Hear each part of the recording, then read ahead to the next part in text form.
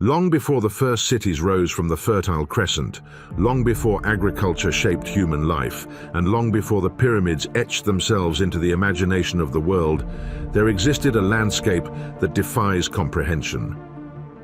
On a windswept plateau in what we now call southeastern Turkey, enormous limestone pillars rise from the soil in concentric rings, some taller than a modern three-story building. Their surfaces are carved with strange reliefs, animals, abstract symbols, and enigmatic patterns that seem deliberate, yet their meaning remains elusive.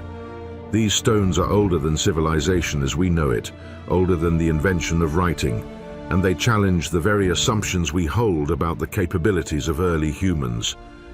For decades, they have been described as temples, altars, places of ritual, or ceremonial gathering points. Scholars have painted scenes of feasting and worship, imagining societies that came together to honor gods we will never know. But a persistent question lingers beneath the dust and the academic consensus. Could these be something else entirely? Could these monumental stones, painstakingly carved and arranged in geometric patterns, have served a function beyond the symbolic, a practical purpose that has been overlooked for millennia? What if they were, in a sense, machines, mechanisms designed with intention and precision that modern eyes struggle to recognize? This is not the realm of fantasy or conjecture without basis.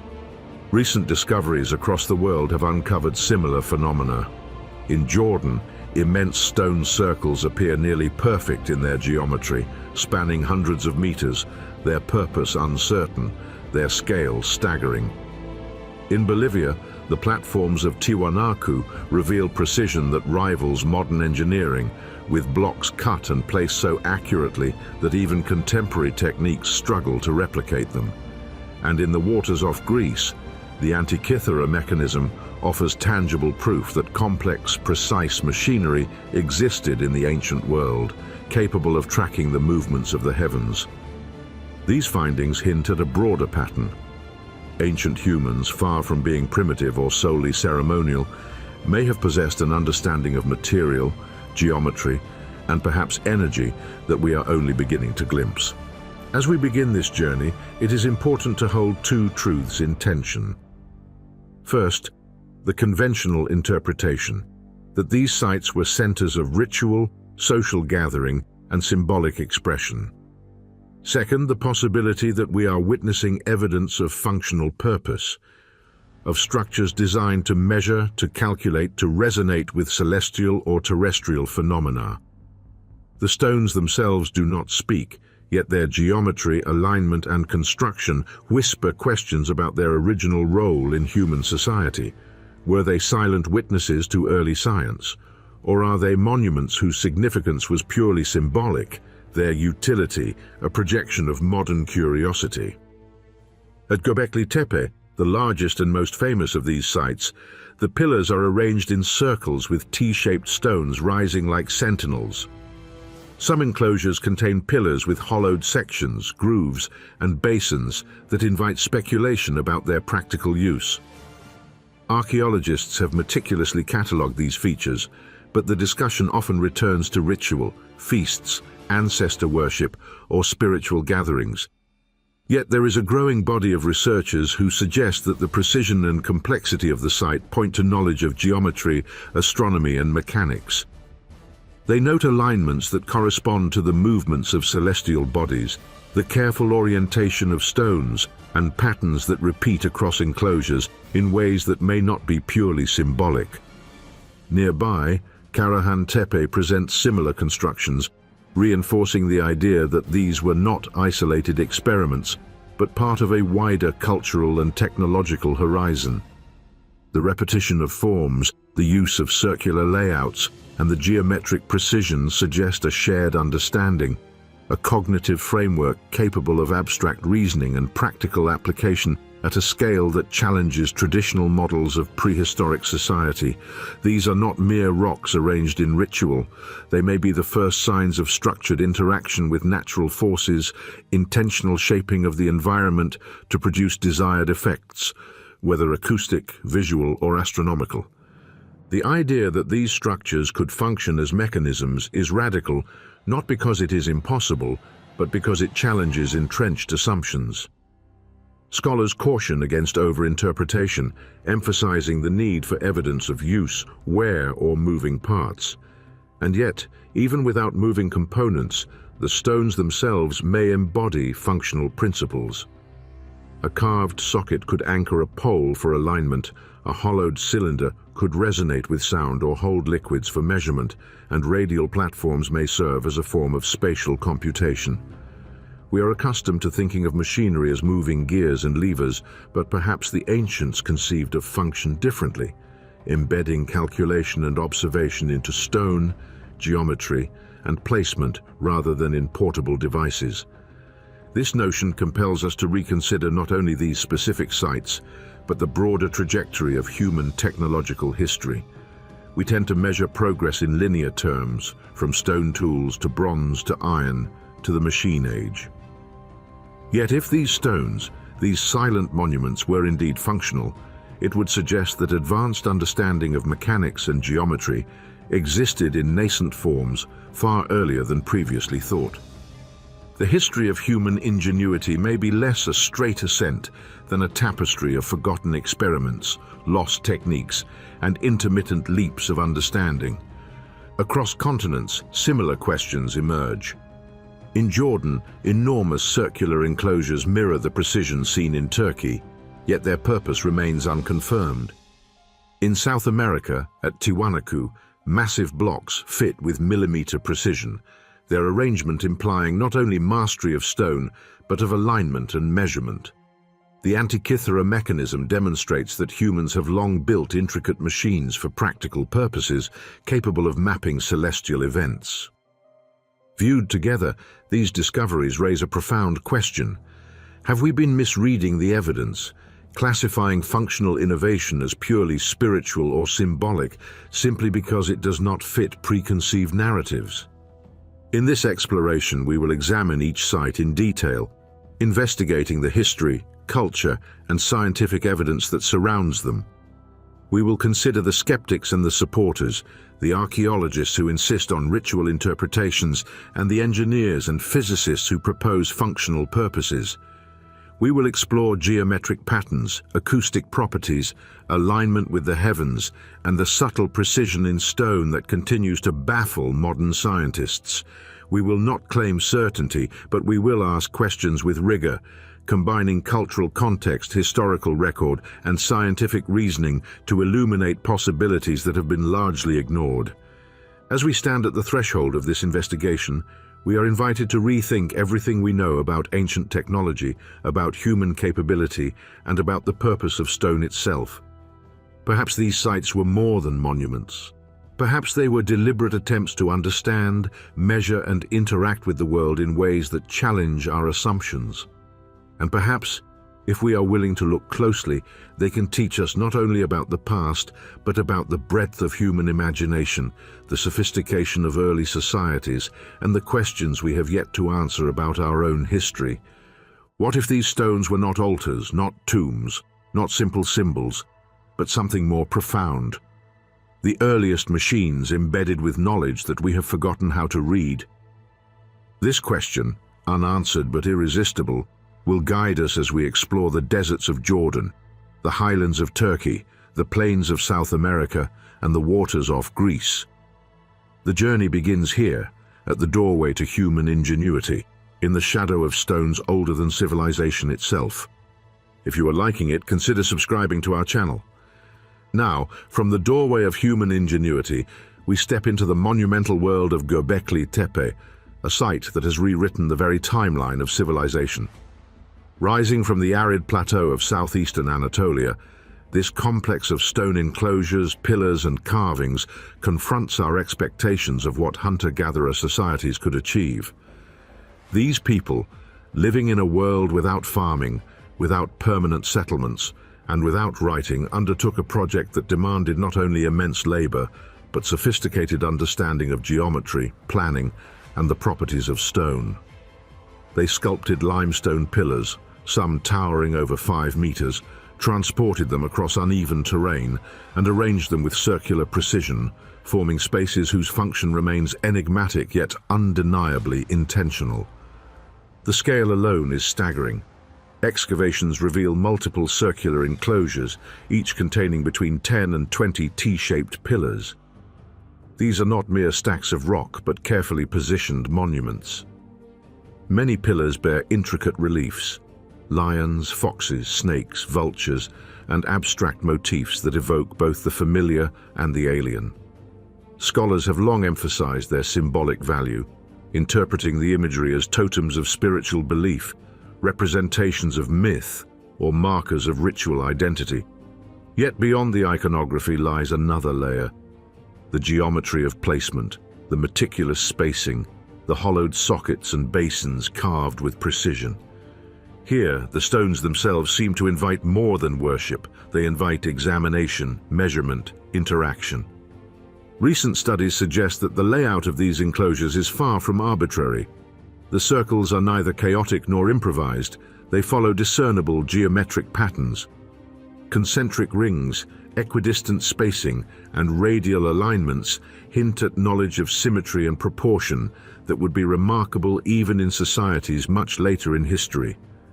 Some researchers have proposed that these configurations could serve practical functions, aligning with celestial events, marking solstices, or calibrating observations of the heavens. Others suggest acoustic properties. Hollows and depressions in the stone might manipulate sound, concentrating it at specific points, or producing resonances during gatherings. Though speculative, these ideas are grounded in the physical realities of the structures, in the way stone interacts with vibration and light, in patterns that seem repeated across enclosures. Yet, beyond speculation, the practical ingenuity of the builders is evident in the very labor required. The pillars, carved from local limestone, were quarried, shaped, and transported across distances of several hundred meters to their final locations. Without metal tools, they achieved astonishing precision. Some surfaces are flat to a degree that allows nearly seamless alignment with neighboring stones. Some enclosures contain stones with carefully bored depressions or sockets, suggesting the use of levers, poles, or other implements that required an understanding of force distribution.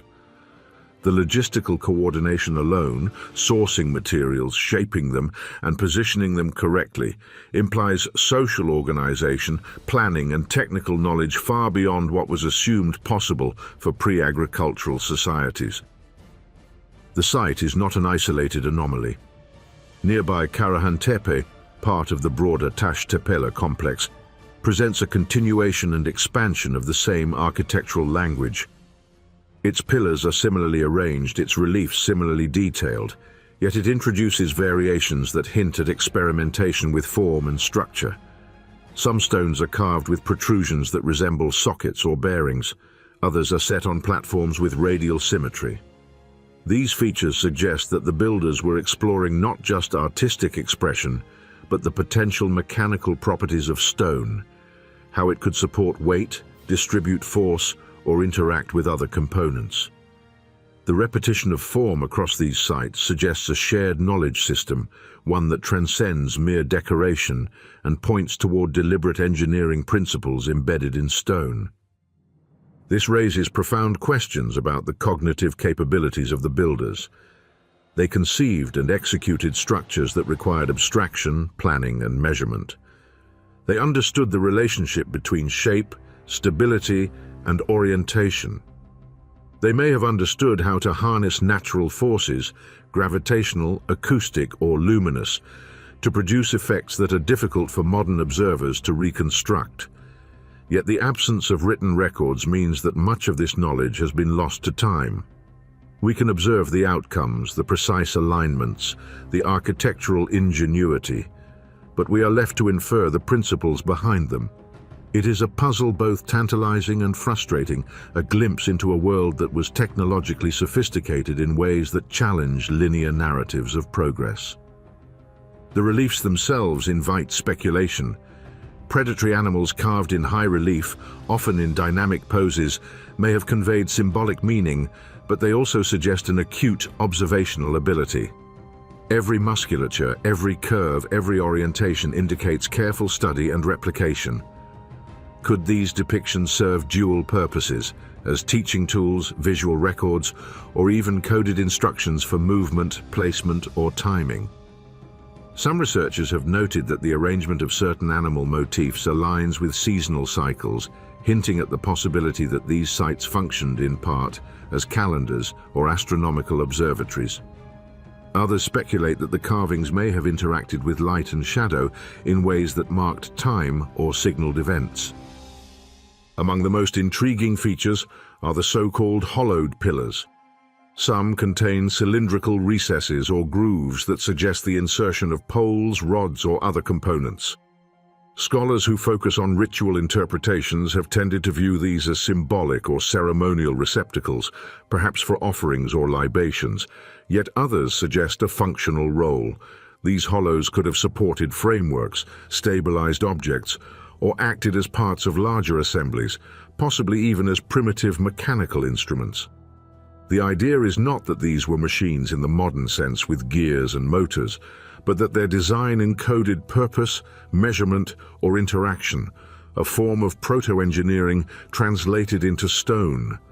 Acoustic considerations add another layer to the mystery. Studies of stone chambers and enclosures in similar megalithic sites worldwide have shown that specific shapes and dimensions can amplify or focus sound. Some depressions and hollows in Göbekli Tepe's pillars could produce resonance, channeling sound to specific points within the circle. Whether this was used for ritualistic effect, communication, or practical measurement is unknown. But the very possibility indicates that these ancient builders were attuned not only to the visual and structural properties of stone, but to its physical behavior in multiple dimensions: vibration, resonance, and interaction with the environment. The cultural context of these constructions cannot be ignored. We are dealing with a society that predates settled life, that survived through hunting, gathering, and seasonal movement. Undertaking monumental architecture in this context implies that social cohesion, technical skill, and collective memory were already highly developed. The complexity of the sites challenges the assumption that large-scale construction required agriculture or surplus production. Instead, it suggests that cognitive and organizational sophistication may have preceded technological specialization, that understanding and conceptualization were already remarkably advanced in what we would otherwise consider a primitive stage of human history. As the stone circles and T-shaped pillars continue to rise from the soil, questions multiply. Why did these societies invest so much labor into structures whose purpose eludes us? Was it purely symbolic, a projection of belief into monumental form? Or did the stones encode functional knowledge, spatial, mechanical, or astronomical, that has since been obscured by time? Modern technology allows us to measure angles, alignments, and distances with precision to detect patterns invisible to the human eye alone. And yet, even with these tools, the meaning of the site remains elusive.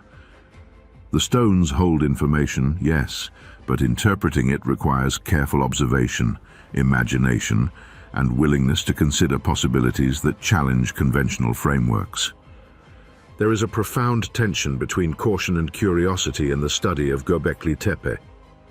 Archaeologists who adhere to conservative interpretations emphasize ritual, ceremony, and symbolic meaning, warning against overreach or speculative theorizing.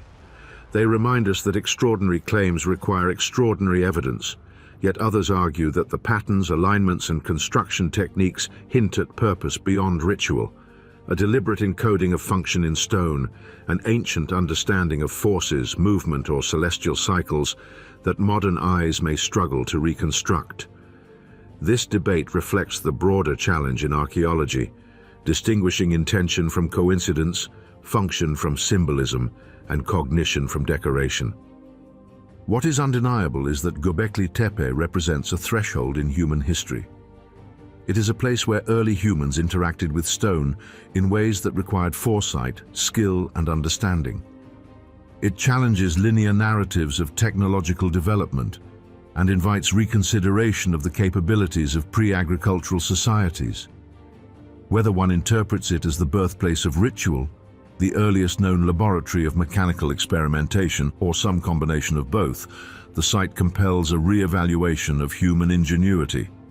It suggests that knowledge was embedded in form, in placement, and in design long before the invention of writing or recorded science. From this foundation, the journey continues, moving outward to other sites that echo in stone and design the sophistication witnessed here. Jordan, South America, and the broader Mediterranean contain structures that share precision, scale, and enigmatic geometry, hinting at a network of understanding that spans continents and millennia. Each site presents its own questions, its own challenges to interpretation, yet all converge on a single possibility: that the ancient world, far from being simple, was a landscape of knowledge and experimentation, where stone itself was a medium for observation, calculation, and perhaps even early mechanical purpose. In exploring Göbekli Tepe, we have glimpsed the remarkable capacity of early humans to transform raw material into ordered space, to project intention into stone, and to encode knowledge in ways that survive beyond the limits of memory. The site does not yield its secrets easily, but it does compel us to think differently about the past, to consider function where we have only seen symbolism, and to imagine that the earliest monuments may have been laboratories as much as temples, instruments as much as altars. It is a world suspended between the known and the possible, and it beckons us to continue the exploration. Following the monumental landscapes of Göbekli Tepe, one cannot help but notice the underlying order that organizes the seemingly chaotic expanse of stone. Beyond the reliefs and sculpted figures, the placement of each pillar, each enclosure, reveals a sophistication that speaks not only of artistic vision, but of geometric mastery. Recent studies conducted in 2024 and 2025 have shed new light on this aspect of the site, uncovering deliberate geometric patterns that suggest the builders were working with principles of design far more precise than previously imagined.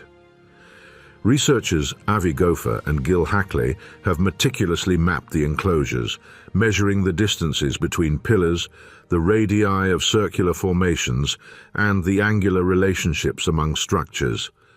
Their analysis reveals alignments and symmetries that are statistically improbable to have arisen by chance, suggesting that the layout of Göbekli Tepe was guided by an intentional system of spatial organization. These findings challenge long-standing assumptions in archaeology. Traditionally, the site has been described as a center of ritual and social congregation, with circular enclosures interpreted as arenas for feasting or spiritual ceremonies. While these interpretations remain plausible, the geometric precision now documented invites a re-evaluation. The distances between pillars often form ratios that correspond to early forms of mathematical understanding, hinting that the architects were not only concerned with symbolic representation, but also with measurable relationships.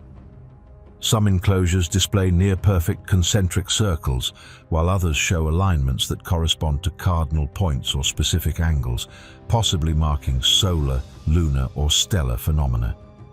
The possibility that Göbekli Tepe encoded a form of spatial logic extends beyond the confines of individual enclosures. When analyzed collectively, the arrangement of multiple circles across the site suggests a pattern of scaling, modularity, and repetition. Certain pillars appear to act as keystones in the spatial system, anchoring alignments or serving as reference points for measuring distances and angles. These observations have led some researchers to propose that the site may have functioned, at least in part, as a tool for observation, calculation, or recording information. The stones themselves could be viewed as components in a prehistoric system of measurement, a landscape-scale instrument whose function has been obscured by the passage of time. Gopher and Hackley's studies go further, applying computational models to simulate potential functions of the site. By mapping the enclosures digitally and testing hypothetical alignments with celestial events, they found that several circles align with solstices and equinoxes. Shadows cast by the pillars at sunrise and sunset appear to fall along precise lines within specific enclosures, suggesting a sophisticated understanding of the movement of light and time. This raises the question, were these spaces purely symbolic, or were they intended as early astronomical devices capable of tracking seasonal changes and celestial cycles with practical accuracy? While mainstream archaeology emphasizes ritualistic explanations, the geometric findings suggest that function and symbolism need not be mutually exclusive. Ancient societies may have integrated practical observation with spiritual expression, encoding knowledge about the natural world in a form that also carried cultural significance. The challenge lies in distinguishing deliberate function from aesthetic or symbolic design. Complexity alone does not prove utility, yet when repeated patterns, precise alignments, and measurable ratios converge, it becomes increasingly difficult to dismiss the possibility that these structures served multiple purposes simultaneously. Comparative analysis with other prehistoric sites reinforces this perspective. Across the region, similar circular enclosures and stone alignments hint at a broader tradition of geometric awareness. Karahan Tepe, Göbekli Tepe's sister site, exhibits comparable layouts with concentric pillars and radially oriented enclosures. The repetition of these forms suggests the transmission of architectural knowledge, implying that principles of geometry were shared, taught, and refined across generations. Such standardization is more than decorative. It demonstrates intentionality, a conceptual framework that could support both symbolic meaning and practical function. Some researchers have explored the possibility that these geometric principles encoded numerical or calendrical information. The number of pillars in certain enclosures, the spacing between them, and the angular divisions of circles may correspond to lunar cycles, seasonal intervals, or astronomical phenomena. If so, Göbekli Tepe and similar sites could represent some of the earliest forms of spatial computation, using stone as both medium and tool.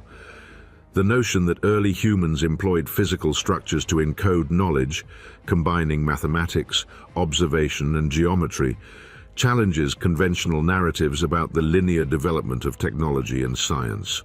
Beyond measurement and observation, the geometric patterns may have had structural or mechanical implications. Circular and radial arrangements are inherently stable, distributing weight and force evenly, which would have been critical when constructing massive stone pillars without mortar or metal reinforcement. Certain enclosures feature central pillars that appear to bear structural significance, supporting the surrounding stones while also aligning with broader patterns across the site. This intersection of structural engineering, geometry, and spatial design hints at an integrated understanding of materials, mechanics, and the environment, an understanding that transcends symbolic interpretation alone. The implications extend to our understanding of early cognition and cultural sophistication. The ability to conceive and execute these geometric arrangements requires abstract thought, spatial reasoning, and planning. It demands not only physical skill, but the capacity to visualize relationships, anticipate interactions between components, and maintain precision over large distances. In other words, the builders of Göbekli Tepe were thinking in terms that are at once mathematical, spatial, and practical, encoding knowledge into stone at a scale that continues to astonish modern researchers. This convergence of mathematics, observation, and construction raises a philosophical question. Is complexity alone sufficient to imply function? Can we distinguish between intricate design created for aesthetic or ritual purposes and that which is intended for practical measurement, computation, or manipulation of natural phenomena? The patterns at Göbekli Tepe suggest that the two are not mutually exclusive. Functionality may have been embedded within symbolism, observation encoded in ceremony, and calculation interwoven with art. Such integration challenges our assumptions about prehistoric societies, prompting a re-evaluation of what constitutes technology and how it might manifest in a world without writing, metal tools, or formal engineering education. As we reflect on these geometric insights, it becomes clear that Göbekli Tepe is more than a monument. It is a record of thought, an expression of knowledge, and potentially a mechanism for observing, measuring, and understanding the environment. The site exemplifies a form of proto-technology where human ingenuity was embedded directly into the landscape through geometry, alignment, and spatial logic. It invites us to reconsider the boundaries between ritual, art, and engineering, challenging the notion that early human societies were incapable of systematic, practical, and abstract reasoning. In exploring these patterns, we will continue to examine how other ancient sites may encode function in unexpected ways, from the enormous stone circles of Jordan to the precision platforms of South America, revealing a tapestry of knowledge that spans continents and epochs. Understanding the geometric logic of Göbekli Tepe is only the beginning. It is a lens through which the broader possibilities of ancient human ingenuity come into focus. If you are fascinated by the intricate patterns, the careful calculations, and the possibility that stone itself may have served as a medium for knowledge and measurement, subscribe to continue this journey. Together, we will explore the hidden architecture of ancient intelligence, uncovering the connections between form, function, and the enduring mysteries of human invention. Beyond the monumental rings of Göbekli Tepe, the landscape of southeastern Anatolia unfolds into a network of equally compelling sites, each echoing the ingenuity and vision of early human societies. Among them, Karahan Tepe rises quietly from the hills, less celebrated but no less remarkable, offering insights into the breadth and depth of prehistoric engineering. Discovered in proximity to Göbekli Tepe, Karahan Tepe has challenged archaeologists from the moment of its excavation, revealing circular enclosures, massive T-shaped pillars, and reliefs that reflect a cultural continuity and sophistication far older than previously acknowledged. Some evidence even suggests that Karahan Tepe may predate Göbekli Tepe itself, raising the possibility that monumental construction in this region began earlier than scholars have dared to imagine. The site consists of multiple circular and oval enclosures, each composed of carefully arranged limestone pillars. These pillars, like their counterparts at Göbekli Tepe, often rise over 4 meters in height, carved with remarkable precision. Unlike the simpler, more rigidly vertical stones of other Neolithic sites, many at Karahan Tepe exhibit hollowed depressions, carved sockets, and projections that appear to be more than decorative. These features have invited speculation about their possible mechanical or functional purpose, suggesting that the builders may have been experimenting with ways to manipulate stone, distribute weight, or anchor other elements in ways that could serve practical ends. The reliefs on the pillars provide another layer of intrigue. Animals, including foxes, boars, snakes, and birds, are depicted in strikingly naturalistic forms, some captured mid-motion, others arranged in sequences that imply intentional narrative or symbolic order. Yet beyond the aesthetic appeal, these reliefs may encode observational knowledge. Scholars have noted that some carvings align with specific features of the landscape or celestial events, indicating that the creators were not only artists, but keen observers of their environment. The geometric placement of reliefs relative to the pillars' orientation raises the question of whether these stones were meant to convey information about natural cycles, migratory patterns, or environmental phenomena. Karahan Tepe is part of the broader Taş Tepeler, the stone hills of southeastern Anatolia, a collection of megalithic sites that share architectural motifs, pillar types, and circular enclosures. This continuity suggests a regional culture deeply invested in monumental construction and the expression of knowledge through stone. It also challenges previous assumptions about the scale of prehistoric engineering. Transporting and erecting pillars of this size would have required complex coordination, understanding of leverage and weight distribution, and collective labor management. The use of T-shaped pillars, arranged in precise circles, implies a conceptual framework capable of abstract thinking, including spatial reasoning and perhaps even rudimentary mathematics. Scientific analysis of the stones themselves has revealed further insights. The limestone used at Karahan Tepe is locally quarried, yet the surfaces of many pillars are smooth to an astonishing degree, and grooves and depressions are carved with near-uniform depth. This level of workmanship suggests the use of controlled techniques, possibly employing abrasive stones, sand and water to achieve precision. Certain pillars feature recesses that could have functioned as sockets for poles or other structural elements, hinting at the possibility that the enclosures were not merely static, but interactive spaces where human action or the positioning of additional components was anticipated. Moreover, the layout of the enclosures exhibits deliberate geometric logic. Circular and oval formations are oriented along axes that correspond to cardinal points or local topography. Radial alignments, where stones radiate outward from central pillars, suggest that the builders understood concepts of symmetry and balance. Such arrangements could serve multiple purposes: structural stability, aesthetic harmony, spatial calculation, or alignment with environmental phenomena. The presence of repeated patterns across multiple enclosures indicates that these geometric principles were not incidental, but intentional and culturally encoded. Archaeologists who focus on ritual interpretations argue that these sites served primarily ceremonial functions, possibly related to ancestor worship, seasonal festivals, or spiritual gatherings. The depiction of animals and the arrangement of enclosures are often cited as evidence for symbolic expression. Yet the recurring geometric precision and the presence of features such as hollowed pillars or sockets invite alternative hypotheses. Some researchers propose that Karahan Tepe, like Göbekli Tepe, may have integrated practical observation with ritual practice. The enclosures could have functioned as early instruments for tracking celestial movements, coordinating agricultural or hunting cycles, or conducting experiments with sound, light, or spatial measurement.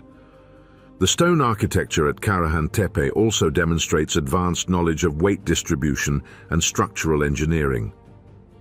T-shaped pillars, some of which weigh several tons, were positioned upright without mortar. Certain central pillars appear to support the surrounding stones, forming self-stabilizing structures. In addition, some enclosures are constructed with slightly inclined or counterbalanced pillars, which may have been designed to compensate for uneven terrain or shifting soil over centuries. The precision and durability of these constructions challenge the conventional view that large-scale engineering was impossible for pre-agricultural societies. The regional context reinforces the idea of sophisticated cultural transmission.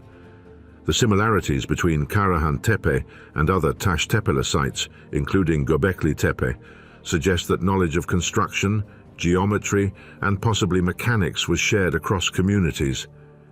This implies not only advanced technical skill, but also social systems capable of preserving, teaching, and applying complex knowledge over time and space. Such an infrastructure of knowledge challenges the assumption that symbolic or ritual priorities dominated early human societies entirely. Function and expression may have coexisted, each reinforcing the other. Scientific investigations have also considered the broader environmental context. The positioning of enclosures within the landscape reflects careful consideration of topography, sightlines, and environmental features. Some enclosures are aligned with distant hills or natural landmarks, while others are situated to maximize exposure to sunlight at specific times of year. This deliberate placement suggests that the builders understood spatial relationships beyond the immediate confines of the site, anticipating interactions between stone, terrain, and celestial phenomena. The cumulative evidence positions Karahan Tepe as a remarkable example of prehistoric ingenuity. Its architecture, geometric logic, and material precision indicate a culture capable of abstract thought, long-term planning, and practical experimentation. While ritual and symbolic interpretation remain compelling, they may represent only one dimension of a more complex system in which knowledge, observation, and material manipulation were integrated. Karahan Tepe is thus both a cultural artifact and a testament to human curiosity and problem-solving, a landscape in which early humans explored the possibilities of form, function, and interaction with their world. If Karahan Tepe and Göbekli Tepe are part of a regional continuum, the implications extend far beyond individual sites. They suggest that prehistoric societies possessed a shared understanding of architectural logic, geometric principles, and material behavior. This challenges the narrative that early humans were technologically limited or solely ritualistic. Instead, it points to the possibility that knowledge, experimentation, and functional design were embedded in the construction of stone itself, preserved in structures that endure far longer than oral tradition or perishable tools. The study of Karahan Tepe continues to evolve. Excavations reveal new enclosures and pillars each season, offering additional data on layout, construction methods, and decorative motifs. Emerging research in geometric analysis, acoustic modeling, and structural engineering is providing tools to examine the site in ways that were impossible only a decade ago.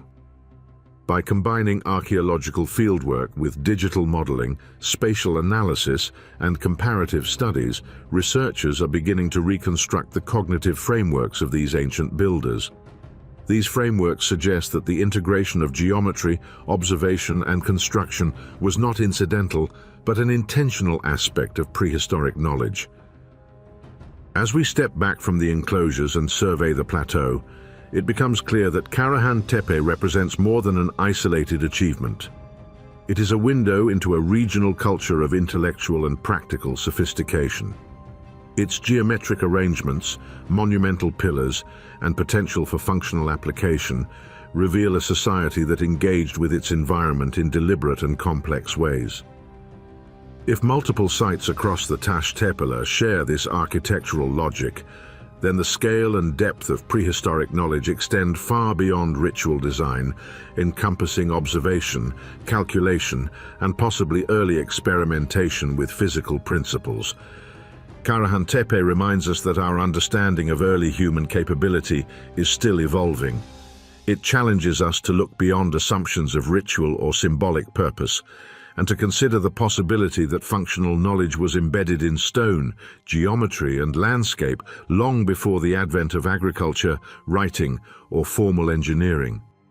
The site is a testament to the ingenuity of prehistoric societies and a call to reconsider what we define as early technology, planning, and design. The stones of Karahan Tepe, standing silent against the Anatolian sky, invite reflection. They embody questions about human cognition, cultural transmission, and the integration of observation with construction. They suggest a world in which knowledge was encoded not in written language or tools, but in stone itself, a knowledge that survives through millennia, waiting to be interpreted. If the architectural logic of these sites extends across a region, what does this say about the minds of those who built them? What unseen principles did they understand, and how much of their insight has been lost to time, obscured by assumptions of ritual and ceremony? As the wind sweeps across the plateau, the pillars of Karahan Tepe rise as enduring enigmas. They connect us to a culture that balanced artistry, observation, and technical skill, challenging modern perceptions of human capability in the Neolithic era. To study them is to confront the possibility that prehistoric knowledge was both profound and practical, embedded in the very stones that still stand, silently demanding recognition and understanding. The enclosures of Göbekli Tepe and Karahan Tepe and their counterparts across the Tash Tepe region present a puzzle that extends far beyond stone and reliefs. They confront us not merely with human creativity, but with the limits of our interpretive frameworks. For decades, archaeologists have approached these sites with a lens shaped by the assumptions and methodologies of their discipline, favoring explanations grounded in ritual, social, or symbolic functions. The pillars, circular enclosures, and reliefs are interpreted as expressions of collective identity, spiritual observance, or ceremonial performance. This consensus is not arbitrary. It is supported by decades of fieldwork, comparative analysis, and theoretical reasoning, and it dominates much of contemporary literature on the subject. Cambridge University Press publications, including the influential 2022 volume The Archaeology of Early Ritual Centers, edited by Jens Notroff and Klaus Schmidt, exemplify this prevailing view. Schmidt, whose excavations at Göbekli Tepe began in the 1990s, framed the site as a monumental center for symbolic expression, arguing that the T-shaped pillars represented stylized anthropomorphic figures and that the enclosures were designed for ritual gatherings.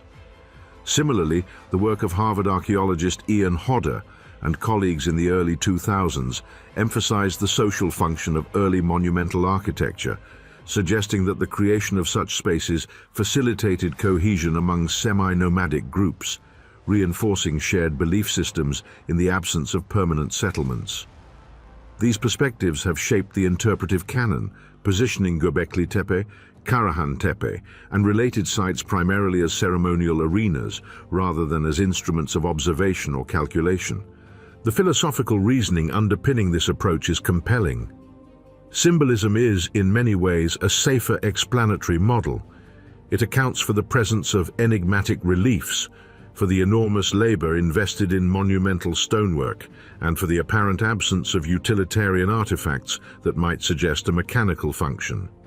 Ritual theory also aligns with broader patterns in Neolithic archaeology, where evidence of feasting, communal gatherings, and iconography is ubiquitous.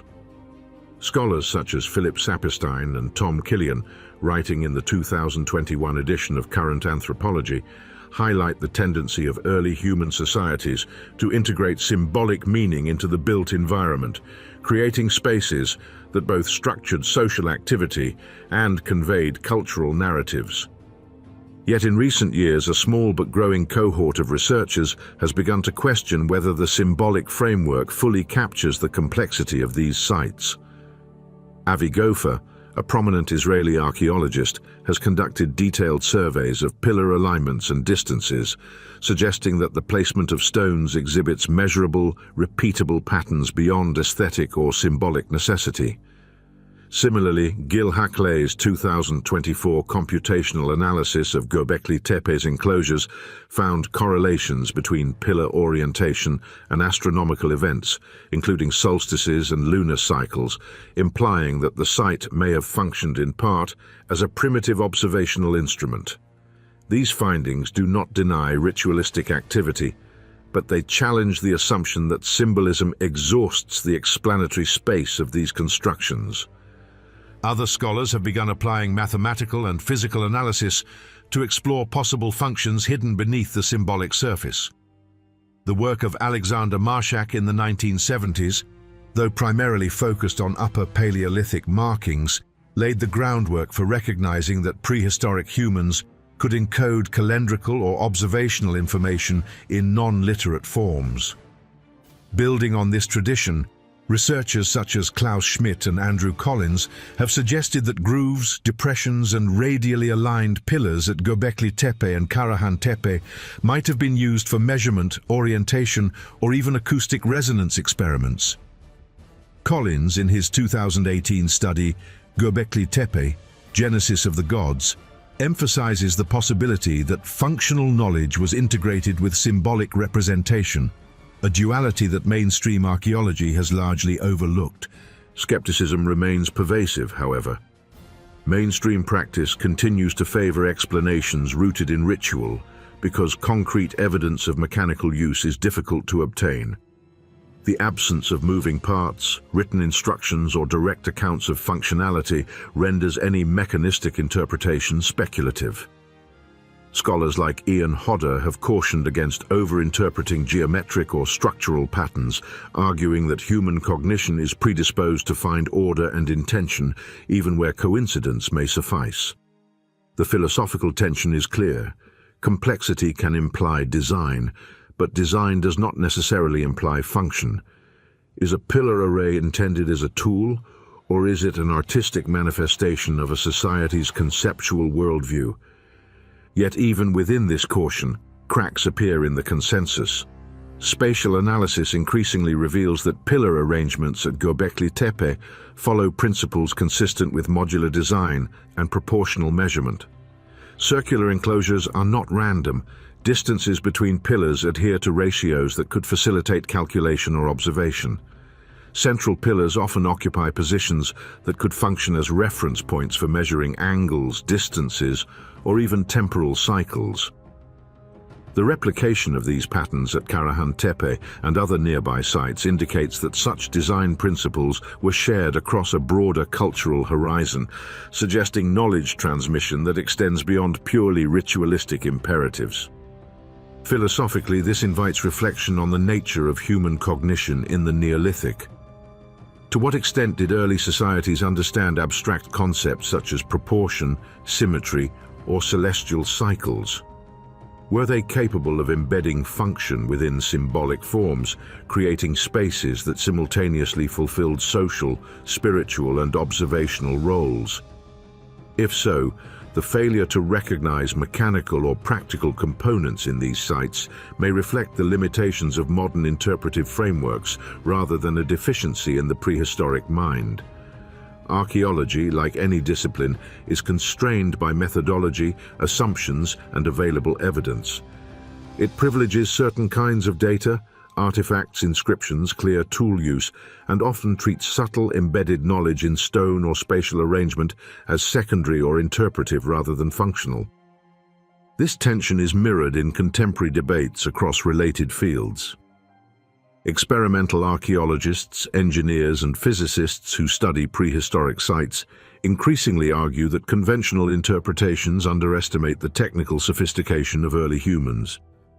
Acoustic studies of enclosures, for example, reveal that some chambers amplify sound in ways that would have been perceptible to humans standing at specific points within the circles. Structural analysis demonstrates that the T-shaped pillars distribute weight in ways that stabilize massive circular arrangements over millennia. These observations suggest that prehistoric architects were aware of principles of physics, geometry, and material properties, even if encoded in non-literate, non-instrumental forms. The philosophical question at the heart of this debate is both simple and profound. Is archaeology too conservative to recognize functional mechanisms embedded within symbolic forms? When sites exhibit measurable precision, repeated geometric patterns, and potential alignment with celestial or environmental variables, should function be considered a serious explanatory possibility rather than a speculative outlier? The evidence does not demand a rejection of ritual interpretations. Indeed, ritual and symbolism almost certainly existed, but it does invite an expansion of our analytical frameworks. We may be encountering a cultural logic that integrates social, spiritual, and practical knowledge in ways that resist easy categorization.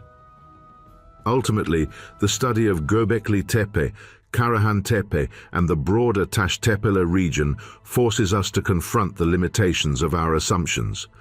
These sites are simultaneously artistic, symbolic, and potentially functional. They reveal societies capable of abstract reasoning, spatial calculation, and long-term planning. They challenge the linear narratives of technological progress that dominate textbooks, suggesting that complex thought, measurement, and observation were possible far earlier than commonly acknowledged. Whether through ritual, through calculation, or through a combination of both, these structures testify to the ingenuity of prehistoric humans and the subtlety with which they encoded knowledge in stone. As we move forward in exploring these mysteries, the question persists: can we expand our understanding of what constitutes technology, function, and utility in ancient societies? Or will the insistence on symbolic interpretation limit our perception, causing us to overlook evidence of mechanical or observational sophistication embedded in monumental stone?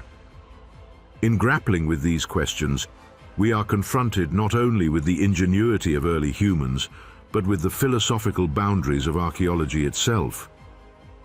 The stones of southeastern Anatolia do not speak in words, but they demand a consideration of purpose, logic, and cognition that extends beyond ritual.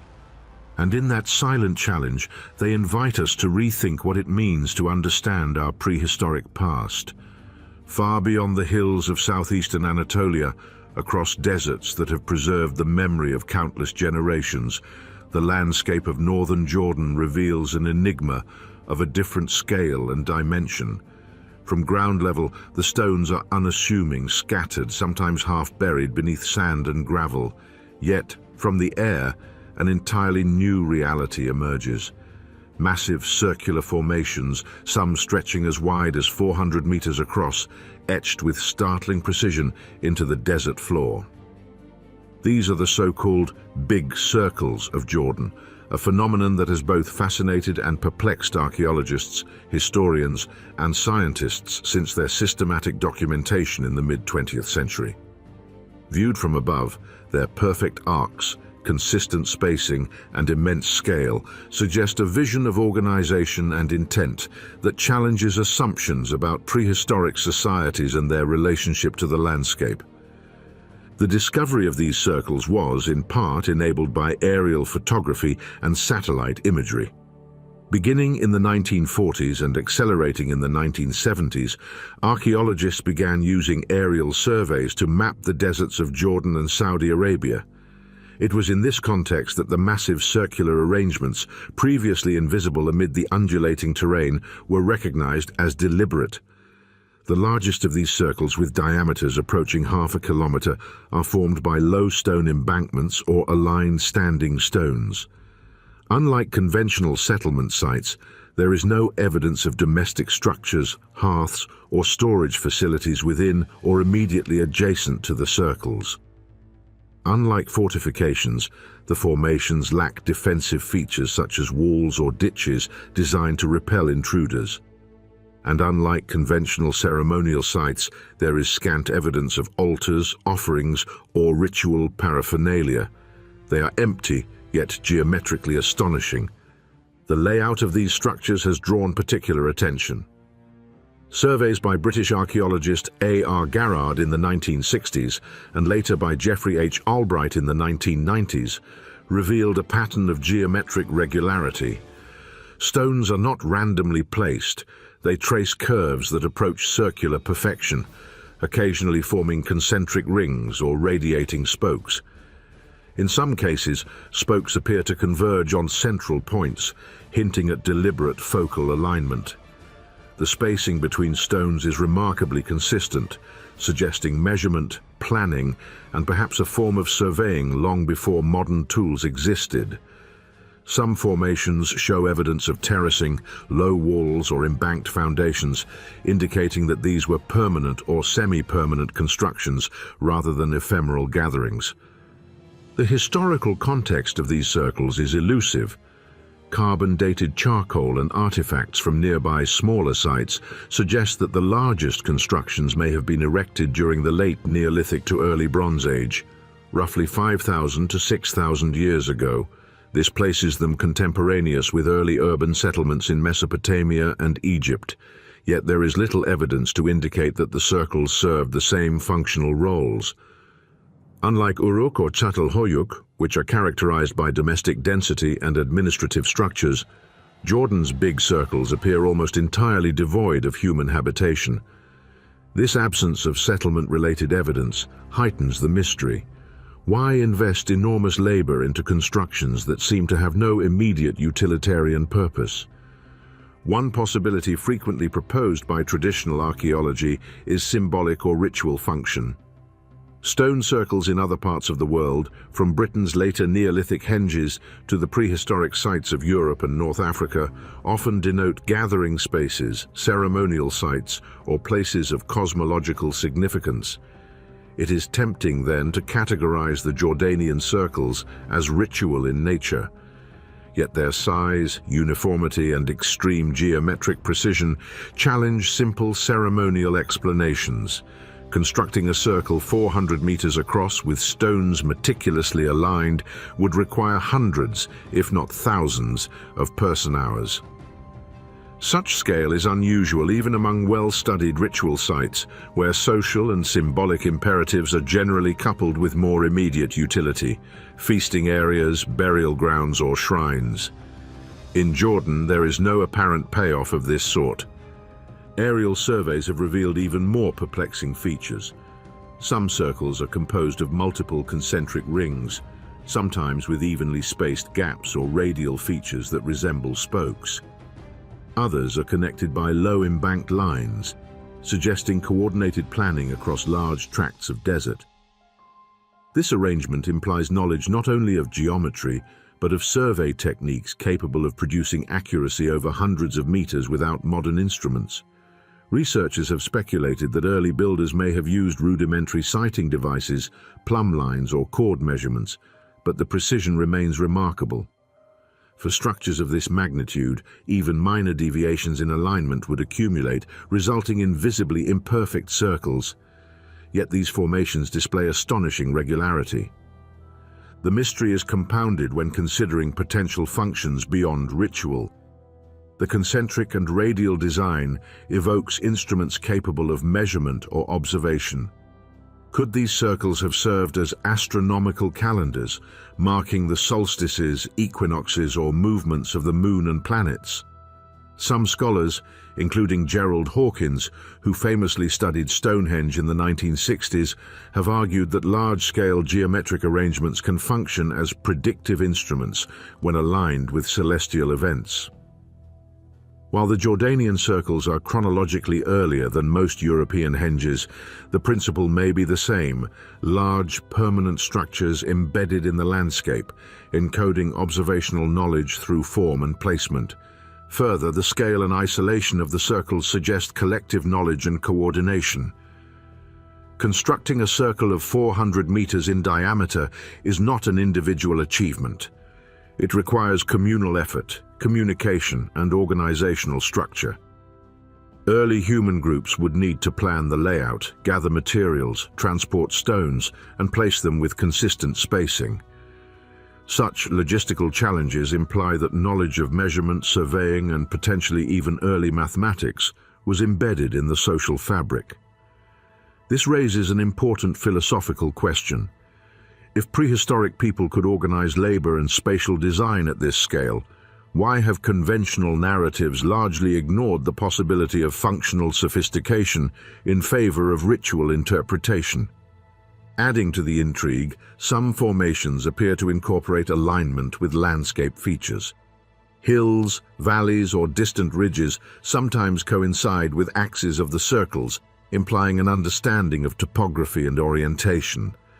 In certain cases, sightlines from central points intersect with natural features at specific angles, suggesting the builders were attentive to environmental context in addition to the geometry of the stones themselves. This interplay of landscape and constructed form mirrors other prehistoric innovations, such as the precise orientation of the Tashtapela sites toward natural and celestial features. The implication is that knowledge of both space and environment was encoded in monumental stone constructions long before written records existed. Jordan's big circles also highlight the tension between observation and interpretation. Traditional archaeology, rooted in careful empirical methodology, tends to prioritize evidence of human activity directly associated with survival, settlement, or ritual. Yet when confronted with structures that exhibit pattern, scale, and precision, but lack conventional artifacts, the interpretive frameworks strain.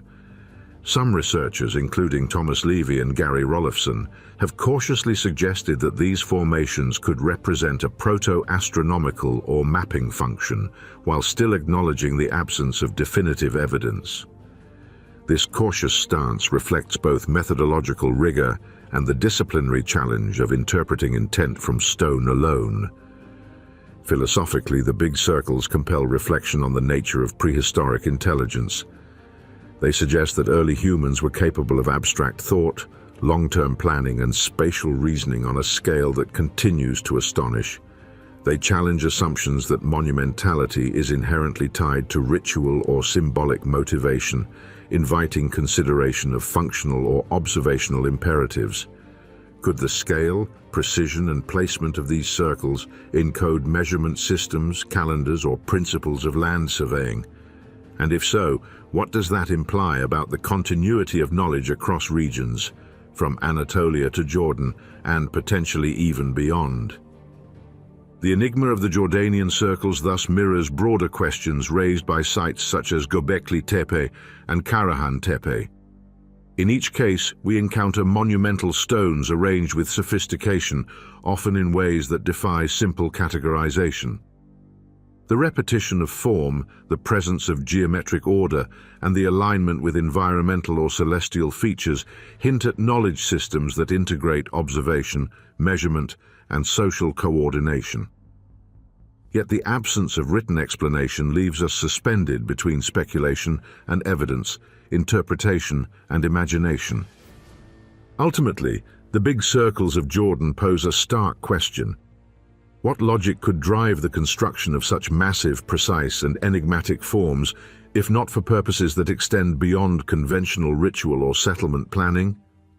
They suggest the possibility that prehistoric humans possessed cognitive and technical capabilities that modern assumptions have underestimated. The scale, accuracy, and intentionality of these stone circles demand acknowledgement, inviting us to consider that function, observation, and symbolism may have coexisted in ways that challenge our definitions of early human sophistication. In contemplating these vast, silent rings of stone, we confront not just the ingenuity of ancient builders, but the philosophical boundaries of interpretation itself. How do we understand intelligence encoded in space, geometry, and labor when no written record remains? How do we distinguish symbolic from functional knowledge when both may be intertwined in the same monumental gesture? And above all, if these circles were conceived as instruments, markers, or calculative tools, what does that reveal about the capacity of early societies to integrate observation, mathematics, and construction into enduring forms? The questions linger, as vast and open as the desert plains themselves, awaiting answers that may redefine our understanding of human prehistory. As the sun rises over the plains of northern Jordan, casting long shadows across the low stone embankments, one begins to perceive patterns that elude the casual observer. From the ground, these formations appear as curious arrangements of rocks, from the air as precise geometric networks, yet neither vantage captures the full story. To understand these stone circles, one must consider not only their shape, but their place within the wider landscape. How do they relate to hills, valleys, rivers, and distant horizons? How were they sited within the natural environment, and what does that reveal about the thinking of the people who built them? In recent years, archaeologists and cognitive scientists have begun to explore these questions, drawing on a field known as cognitive archaeology, the study of past human thought as expressed through material culture. Lynn Kelly, an Australian scholar known for her work on oral traditions and memory systems, has been instrumental in framing prehistoric sites as repositories of encoded knowledge. Her research suggests that monumental stone structures were not solely ceremonial or decorative. They functioned as externalized memory aids, mapping complex information into the physical world. In this context, Jordan's big circles, the Tash Tepela sites of Anatolia, and even the stone platforms of South America can be seen as expressions of what Kelly terms cognitive landscapes, spaces in which knowledge about environment, time, and celestial cycles was projected and preserved. Detailed studies of the big circles have revealed deliberate alignment with geographic features. Some circles are positioned near elevated ridges, providing panoramic views across surrounding plains. From certain central points, observers could see distant mountain peaks, seasonal river courses, and specific solar risings or settings. Researchers including Thomas Levy and Gary Rollifson have documented that these alignments are not coincidental. They allow for both observation of the surrounding environment and integration of that observation into the design of the stone circles themselves. The placement of stones often emphasizes lines of sight, guiding the observer's attention towards specific natural markers, much like a prehistoric theodolite, albeit without written scales or instruments. Beyond observation, these landscapes may have functioned as territorial markers, communicating presence, knowledge, or ownership across vast spaces. In a world without writing or permanent borders, the arrangement of stones could signal social or environmental information to distant travelers. By encoding topography, hydrology, and sightlines into monumental circles, communities created durable cognitive maps that could be interpreted by those who understood the system. Such interpretations resonate with the work of David Lewis Williams, a South African archaeologist who has explored symbolic and cognitive dimensions of prehistoric art and landscape use. Lewis Williams emphasizes that cognition is materialized in the organization of space, suggesting that humans project abstract mental models onto the physical environment, encoding knowledge in ways that transcend language. Competing interpretations continue to animate scholarly debate. Mainstream archaeology, echoing the perspective of Klaus Schmidt and Ian Hodder, largely emphasizes ceremonial or ritualistic purposes, the circles as arenas for collective gatherings, feasting, or spiritual observance. Under this lens, alignment with landscape features is interpreted as symbolic, a way of embedding cosmological meaning into the built environment. Yet other researchers drawing on cognitive archaeology argue for a functional dimension. The consistent geometry, horizon lines, and spatial logic of the circles may have created an information encoding system, a stage on which the builders projected their understanding of the world, the movement of celestial bodies, and the rhythms of the seasons. Evidence from comparative sites strengthens this hypothesis. At Göbekli Tepe and Karahan Tepe, for instance, central pillars often align with solstice sunrise and sunset points, while peripheral enclosures mirror topographical features in their orientation. Similar phenomena appear in Jordan. The largest big circles correspond to slight rises in the desert floor, forming sightlines to distant peaks and valleys. In the work of Ariel Golan and Ahmed Al-Kashman, detailed GIS mapping has shown that certain spokes within the circles intersect with ephemeral water channels or seasonal drainage patterns. These alignments suggest that the builders were not merely constructing ceremonial space, but actively encoding environmental information into stone. The cognitive demands of such construction are significant. To create a circle with consistent diameter, aligned radial features, and coherent sightlines across an irregular landscape requires spatial reasoning, measurement, and planning over multiple scales. Surveying techniques may have included simple yet effective tools: cords for measuring radius, sighting poles to establish lines of orientation, and stakes to mark fixed points. Even absent metal instruments, these methods could produce surprising precision, comparable in principle to later megalithic constructions in Britain or Europe.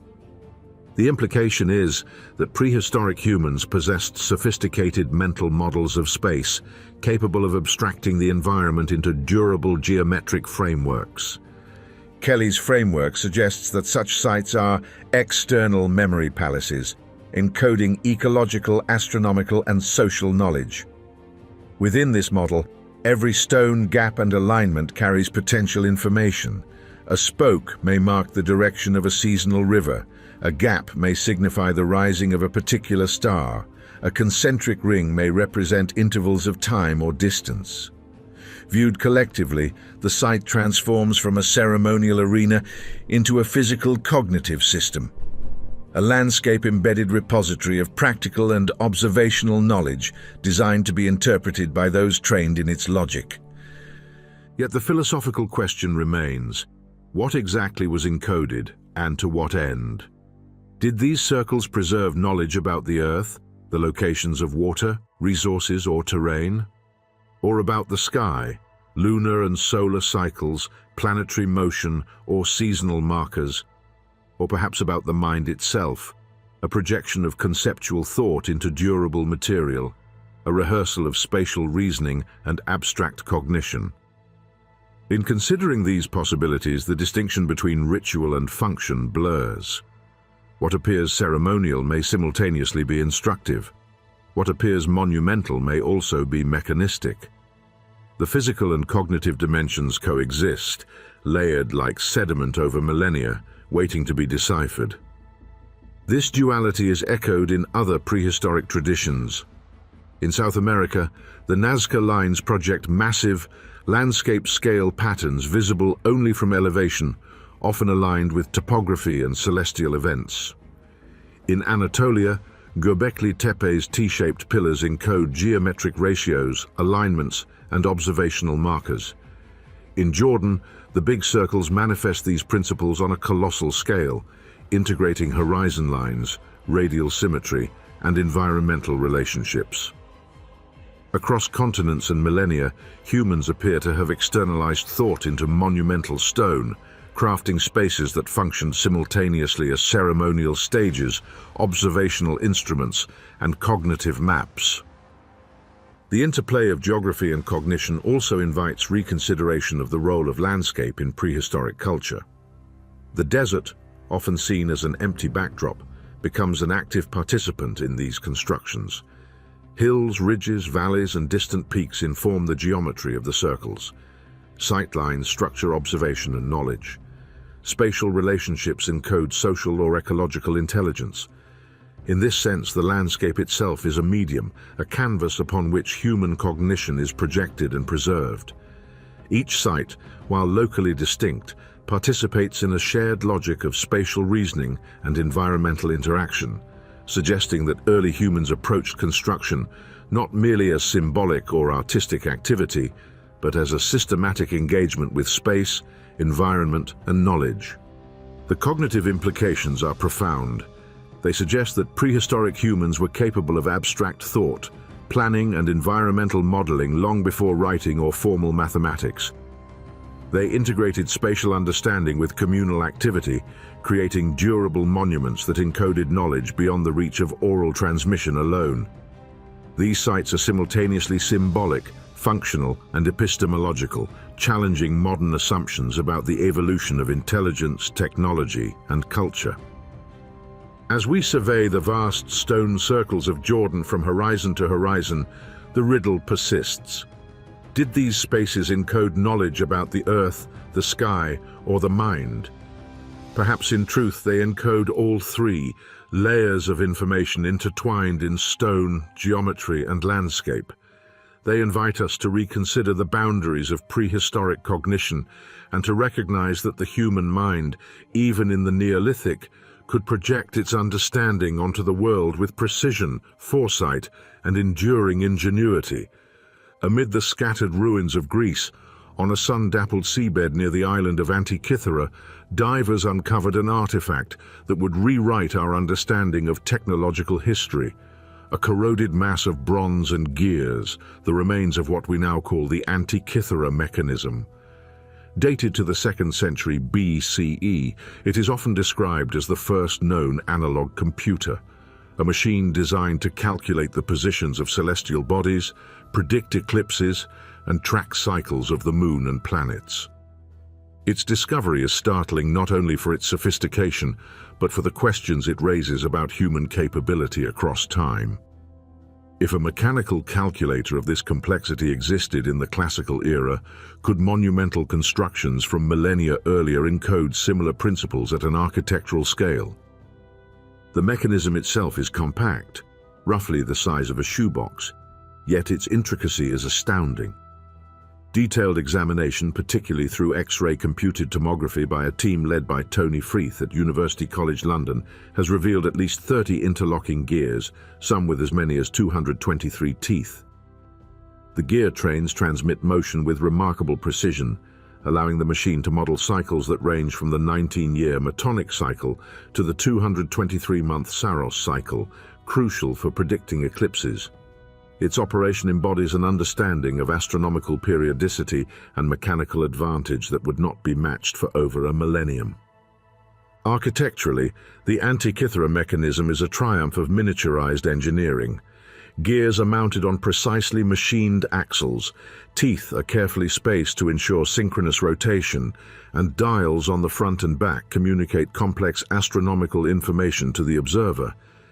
The device translates the elliptical paths of celestial bodies into rotational motion, a principle remarkably akin to the way monumental stone arrangements might encode movement or cycles at a larger scale.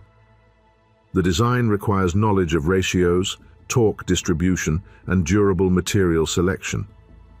Engineering decisions that mirror, conceptually, the placement of massive pillars and sockets in sites like Göbekli Tepe or Jordan's Big Circles. It is the juxtaposition of scale and function that makes the comparison compelling. The Antikythera mechanism operates in a space of mere centimeters, yet conveys astronomical knowledge with extraordinary precision. In contrast, the stone circles of Jordan, the T-shaped pillars of Karahan Tepe, and the enclosures of Göbekli Tepe operate in landscapes measured in hundreds of meters, potentially encoding similar knowledge in massive, immovable materials. The ratio between human scale and function is inverted. The Antikythera mechanism compresses sophisticated calculation into a small object. The monumental sites expand it into terrain, embedding observational, structural, and possibly mechanical principles into stone. Consider, for instance, the principle of gear ratio. In the mechanism, the interaction between gears allows a single motion to produce multiple dependent outcomes, predicting the position of the sun while simultaneously modeling lunar phases and eclipse cycles. At Göbekli Tepe, some researchers have noted that the radial arrangements of pillars, paired with sockets, depressions, and projections, could facilitate mechanical interactions on a massive scale, such as balancing or pivoting structures or aligning visual or acoustic phenomena with celestial events. While no movable gears survive in stone, the geometric and spatial logic of the enclosures suggests an intuitive grasp of ratios, symmetry, and repeatable patterns, the very principles that underlie gear mechanics. The Antikythera mechanism also demonstrates foresight in modular design. Its gear trains are arranged to allow for multiple cycles to be calculated simultaneously without interference, a concept not unlike the way multiple enclosures at Karahan Tepe or concentric stone circles in Jordan could serve layered observational or functional purposes. Central pillars act as reference points, peripheral pillars as markers, collectively creating a system capable of encoding and transmitting complex temporal or environmental information. The parallel is not precise in material or form, but conceptually, the logic of layered functionality is evident. Moreover, the precision of construction in both the mechanism and monumental stone sites is striking. The bronze gears of Antikythera were cut and filed to tolerances that would be astonishing even by modern standards.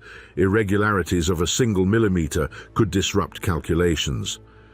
Similarly, the T-shaped pillars of Göbekli Tepe, the hollowed sockets at Karahan Tepe, and the perfectly aligned big circles of Jordan exhibit careful placement, smoothing, and alignment that suggest awareness of structural physics.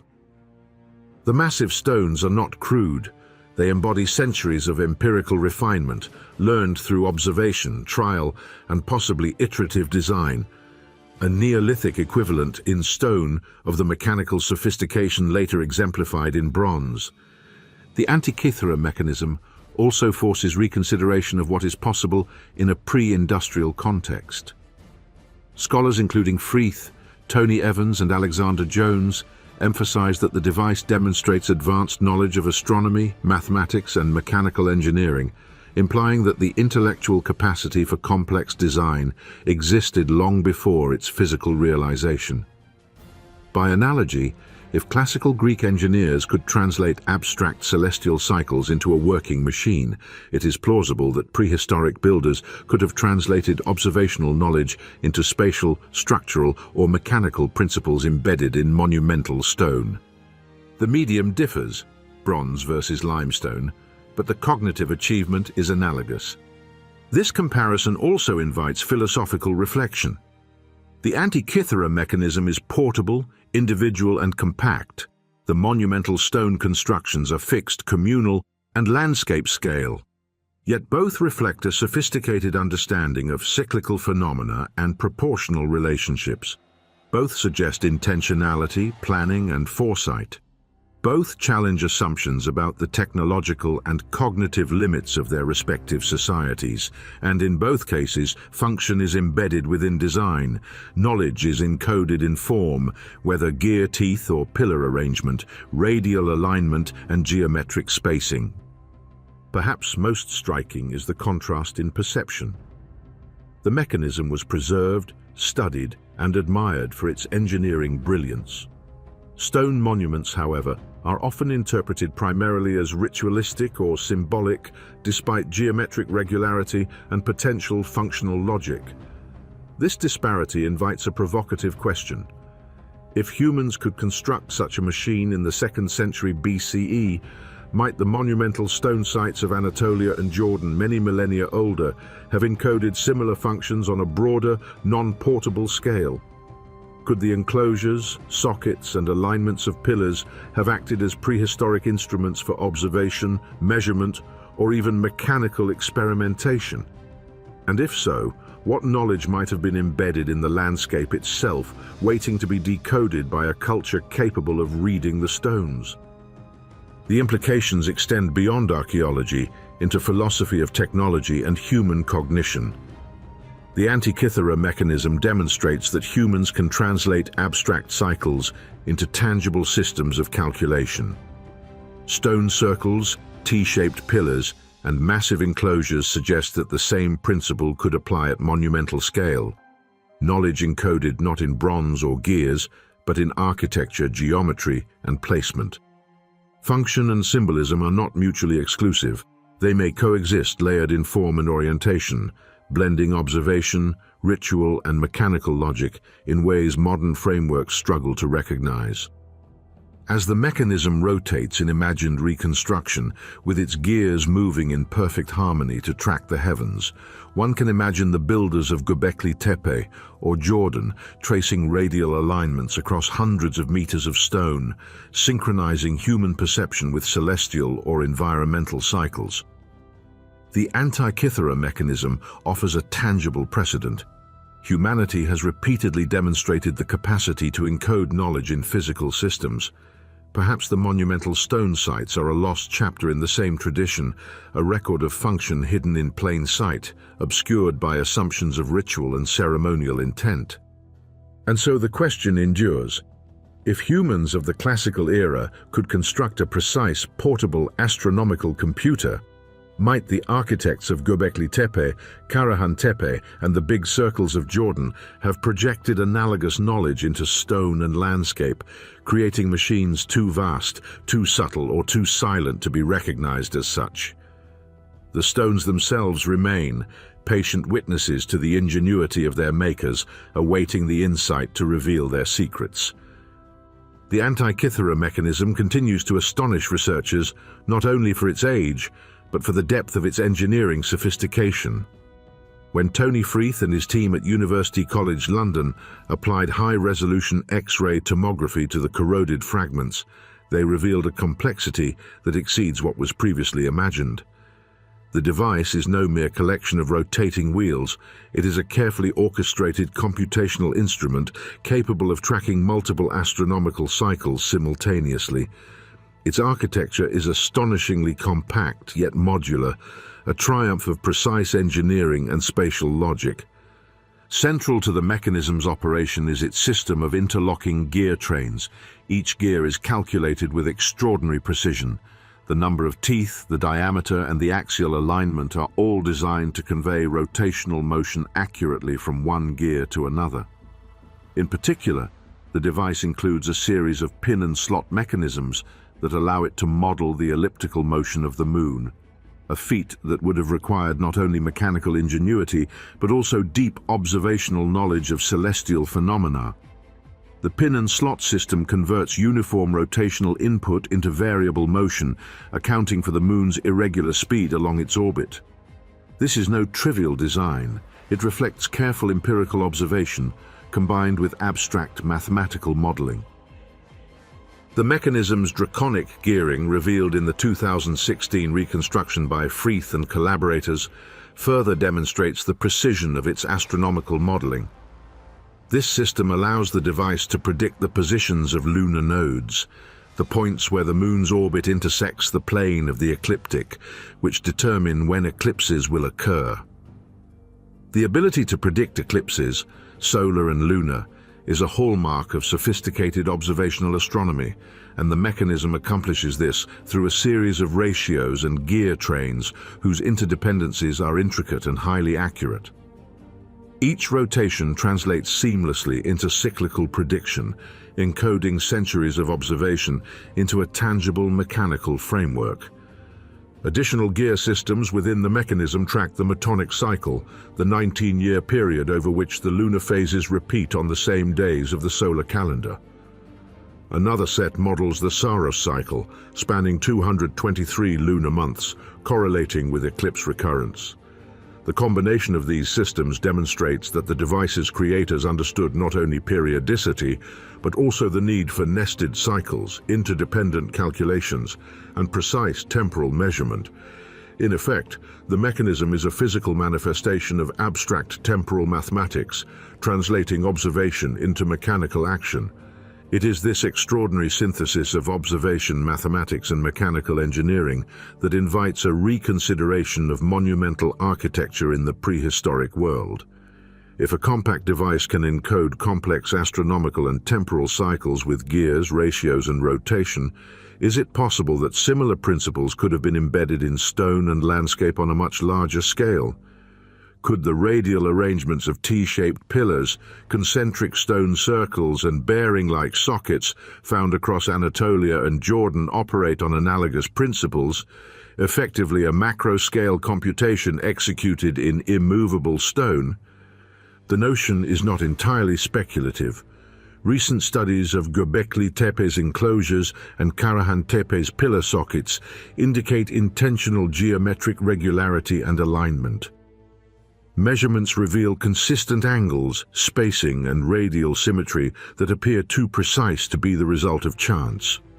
Researchers such as Avi Gopher and Gil Hackley have proposed that these patterns could encode mathematical principles, enabling the enclosures to function as devices for measurement or observation. While no moving parts survive in stone, the spatial relationships themselves could translate natural phenomena, celestial movement, seasonal changes, or environmental cycles, into tangible, observable outputs. In essence, the stones could act as fixed analog processes, each pillar and socket representing a cog, dial, or data point. Jordan's big circles further support this possibility. The concentric rings, radial spokes, and alignment with topographic features could function as markers for measurement and prediction. Spokes intersecting distant ridges or mountain peaks might encode angular relationships, much like gear ratios in the Antikythera mechanism. Stones with depressions, sockets, or bearing-like features could hold movable elements, suggest leverage points, or even enable rotational observation of celestial events. The analogy is conceptual, yet it demonstrates that geometry, placement, and measurement are capable of transmitting knowledge in both small-scale machinery and landscape-scale construction. The cognitive implications are profound.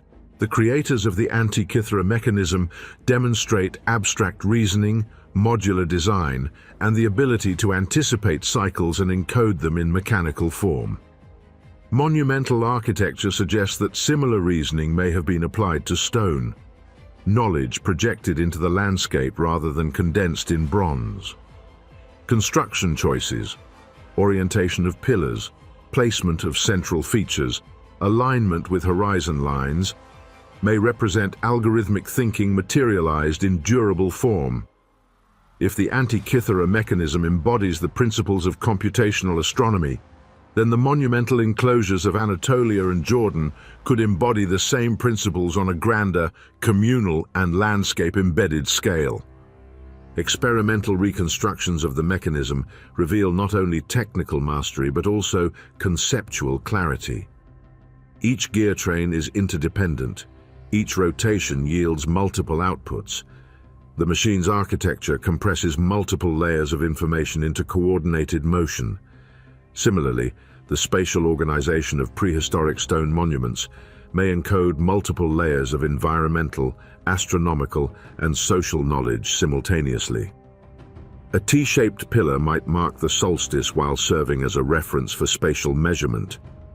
A concentric circle may register lunar movement while delineating ritual space.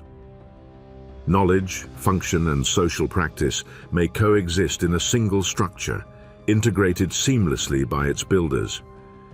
The analogy extends further when considering precision. In the mechanism, a single misaligned tooth would disrupt the calculation. In monumental stone, a misaligned pillar would disrupt observation, alignment, or acoustic resonance. Both forms of construction require not only abstract understanding, but meticulous implementation. In this sense, the monumental constructions are not less sophisticated than the mechanism. They are simply scaled differently, distributed across terrain rather than confined to a portable device. Both reflect an intimate knowledge of ratios, spatial relationships, and environmental constants. Yet, as compelling as the comparison is, it confronts a profound interpretive challenge. Unlike the Antikythera mechanism, which can be physically manipulated and tested, monumental stone arrangements are fixed, silent, and partially eroded. The absence of direct evidence for mechanical movement in stone is used to dismiss functional interpretations, favoring symbolic or ceremonial explanations. But the analogy with the mechanism invites reconsideration. Function need not be literal rotation or gearing to be real. Observational, computational, and predictive functions can be encoded in alignment, geometry, and relative positioning. The monuments in this sense may represent static computations, machines written in stone rather than bronze, immobile yet precise, monumental yet functional. And so the question endures, poised at the intersection of archaeology, engineering, and philosophy. Were these monuments simply ceremonial, or were they functioning as massive computational devices? Did the builders of Göbekli Tepe, Karahan Tepe, and Jordan's Big Circles encode cycles, ratios, and predictive knowledge in stone, just as the engineers of the Antikythera mechanism did in bronze? The evidence of geometric precision, alignment, and architectural consistency suggests it is possible, and tantalizingly, that these prehistoric machines may have operated across landscapes, encoding knowledge about the heavens, the earth, and the rhythms of life itself. Were monuments, then, merely silent stone? Or were they, in their vastness and precision, the first computers in human history, vast mechanisms of observation and calculation, written not in gears but in stone, geography, and human ingenuity? Across the high plains of the Bolivian Altiplano, where the air is thin and the horizon stretches unbroken, lies the ancient city of Tiwanaku. Perched near the southern shore of Lake Titicaca, Tiwanaku stands as one of the most enigmatic and enduring civilizations of South America, remarkable not only for its scale, but for the precision and sophistication of its stonework. Unlike the monumental sites of Anatolia or the desert circles of Jordan, Tiwanaku represents an entirely separate cultural tradition, yet its architectural feats evoke similar questions about the limits of prehistoric engineering and the possible functionality of monumental construction. At the heart of Tiwanaku is the Kalasasaya, a sunken courtyard flanked by massive stone platforms and adorned with monolithic gateways and standing stones. The Kalasasaya is defined by extraordinary geometric regularity. Its rectangular perimeter aligns almost perfectly with the cardinal points, and its platform walls are constructed with stones cut and fitted with near imperceptible gaps. Archaeological studies, including surveys by Arthur Posnanski in the early 20th century and later refinement by Jean-Pierre Protzen, reveal that many stones in the Kalasasaya exhibit tolerances of less than a millimeter. Corners meet at precise right angles. Vertical and horizontal surfaces are smoothed to remarkable uniformity. These properties are striking given the technological context. All work was performed using stone hammers, chisels, and abrasion techniques, yet the resulting masonry displays engineering precision comparable to modern construction methods. The scale of the structures is equally impressive. Monolithic gateways, such as the famed Gateway of the Sun, weigh tens of tons, with carved reliefs depicting cosmological motifs, deities, and abstract patterns. Stones were quarried at significant distances from the construction sites, transported across uneven terrain, and positioned with astonishing accuracy. Researchers like Protson and Nair have reconstructed potential methods, including levering, rolling on logs, and the use of inclined planes, to explain how such feats were achievable without metal tools or draft animals.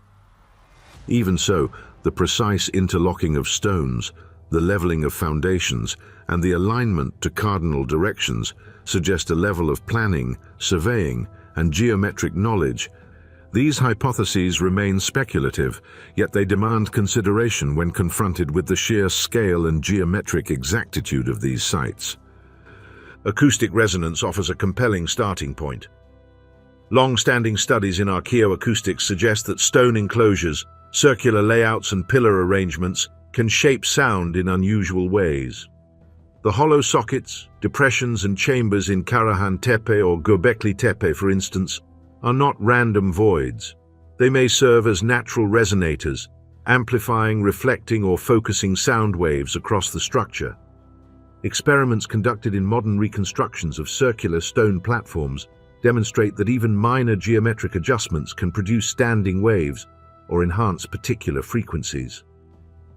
In this context, rituals and ceremonies might have coincided with an intuitive understanding of sound manipulation, or perhaps sound itself was part of the functional logic of the site, a physical medium through which information, vibration, or environmental observation could be transmitted. Quartz-bearing stones, abundant in regions like Anatolia and the Altiplano, introduce another layer of possibility. Quartz exhibits piezoelectric properties. When mechanical stress is applied, the mineral generates electric charge. While this is a well-understood phenomenon in modern physics, the implications for prehistoric construction are only now being considered. Some stones at Tiwanaku and Göbekli Tepe, particularly those shaped with concave depressions or aligned under tension points, could, in theory, have transmitted mechanical stress or vibrations through the stone matrix. Whether this would have been intentional or incidental remains unknown, yet it underscores the capacity of stone to interact with forces beyond mere gravity or mass, to respond to touch, pressure, or even rhythmic environmental inputs in measurable ways. The acoustic and energetic possibilities are further enriched by structural geometry. Radial symmetry, circular layouts, and concentric rings are ubiquitous in prehistoric sites. In physics, such arrangements influence wave propagation, resonance, and harmonic behavior. A circular enclosure can focus sound or vibration toward a central point. Radial pillars may distribute mechanical energy uniformly, creating a system where human-generated or environmental energy interacts with architecture. While modern science cannot yet confirm deliberate piezoelectric engineering by prehistoric builders, the physical principles are present. Geometric form dictates energetic behavior, and precisely placed stones amplify these effects. Archaeoastronomy provides yet another dimension.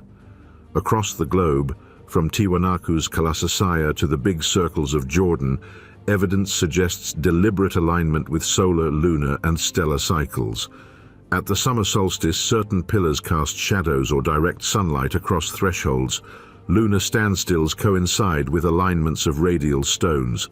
In some cases, the orientation of a pillar or platform corresponds to distant topographic features, enabling horizon-based observations of celestial motion. The combination of precise geometry, orientation, and scale suggests that these sites were instruments for tracking time, observing astronomical events, or marking cyclical changes in the environment. Their architecture may encode knowledge of the heavens as much as the Earth. Some researchers have begun to consider these properties collectively.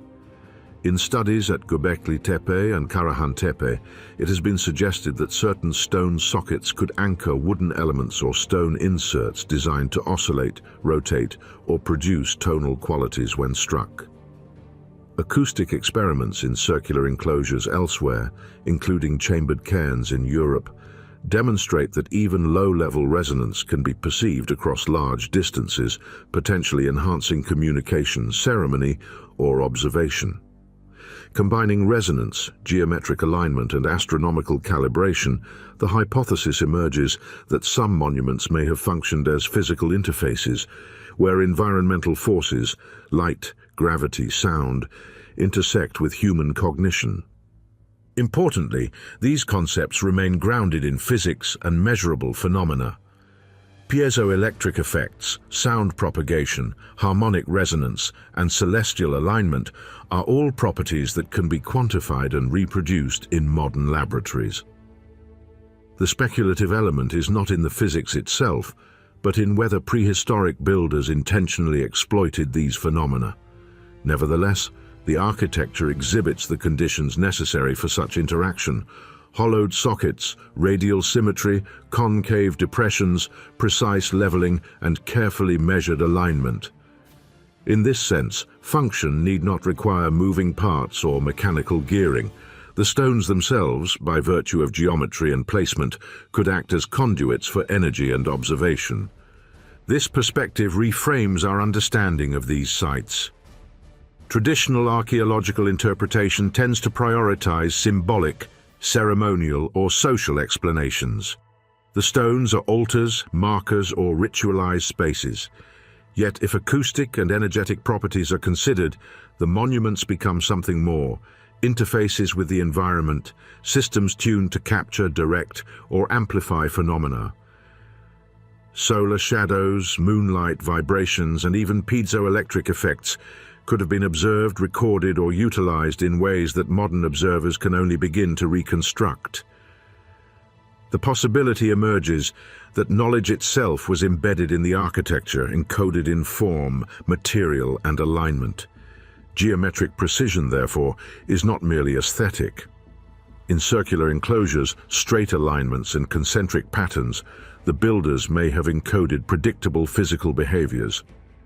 Each pillar, each hollow, each radial axis represents a decision informed by observation, calculation, or empirical testing.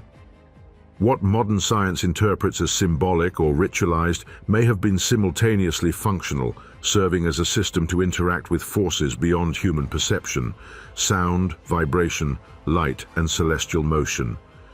In this sense, the monument itself is the instrument, a durable, landscape-scale analog of the Antikythera mechanism, but one that operates through environmental physics rather than gears. Consider for a moment the scale. A standing stone amplifying a specific frequency, a concave socket distributing vibration, or a radial alignment tracking lunar cycles transforms architecture into an active participant in human experience. These are not passive markers. They are dynamic, responsive, and, in theory, measurable. The builders may have been aware of this interaction intuitively, calibrating stones through observation, experimentation, and repeated adjustment. The result is an interface where human cognition meets natural forces, a fusion of environmental awareness, geometry, and potentially functional architecture that challenges conventional interpretation. And yet, despite the intrigue, we remain constrained by silence. The stones themselves hold the record, but the voices of their builders have been lost. No written instructions survive, no tools of calibration remain. Only the architecture endures, perfectly aligned, precisely shaped, and perhaps resonant in ways our senses do not fully detect. Modern measurements hint at what may be possible, but much is left to reconstruction, experimentation, and imagination. The interface between stone and environment is latent, observable in principle, but awaiting the insight to reveal its full potential. As one walks among these monuments, the thought emerges that the builders' knowledge was not only in their hands, but in their perception of physical laws.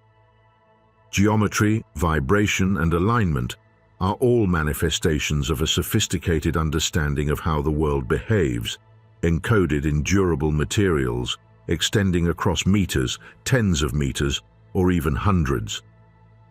The architectural logic is functional, even if its specific operations are hidden. The stones are not inert.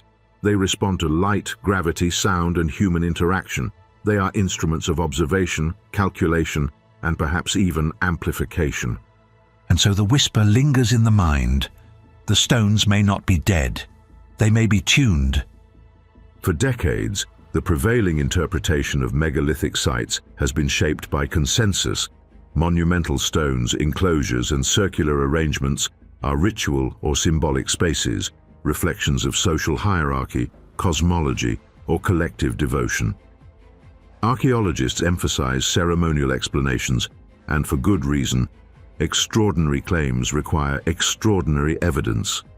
The burden of proof, the weight of peer review, and the careful methods of scholarship have created a culture of caution, one that prioritizes certainty over speculation.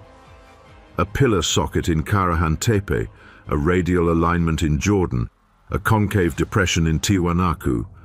Each is catalogued, measured, contextualized, and interpreted through the lens of symbolism first, function second. Yet within this cautious field, there exists a smaller cohort of researchers willing to entertain a different possibility, that these stones are not solely ceremonial, that their geometry, placement, and physical properties encode principles of function, calculation, or observation. Avi Gopher and Gil Hackley in Anatolia, Jean-Pierre Protzen in South America, and scholars exploring archaeoastronomy and archaeoacoustics all raise questions that unsettle the orthodoxy. They point to radial symmetry, precise leveling, concentric circles, bearing-like sockets, and interlocking joints, features whose consistency, scale, and precision suggest intentional engineering. In essence, these voices ask, could the architecture itself be technology, a medium of computation and observation, as much as a stage for ritual? Resistance is understandable, suggesting that Göbekli Tepe or Tiwanaku functioned as machines, even partially, challenges long-held assumptions.